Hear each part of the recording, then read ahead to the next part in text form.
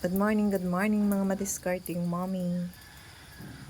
Maulan po na umaga dito sa amin sa Dait Camarines Norte.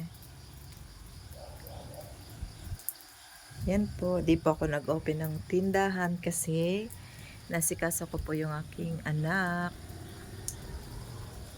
At siya ay papasok ng school.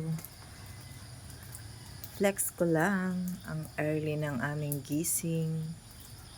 Kaya lang po maulan. Yan po mga madiscarding mommy. Mas maganda po sana kung magbubukas ako ng aking tindahan kasi sigurado pong may bibili po niyan, kaso maiistorbo po ako sa bandang likod po kasi ako.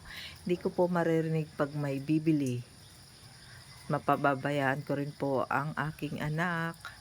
Imbis na mabilis kaming makakilos, maiistorbo pa ako kasi lalapit pa ako dito sa aking tindahan.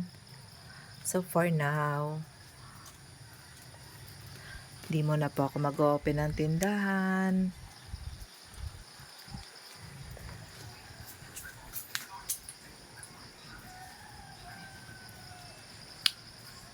Yan lamang po. Bye!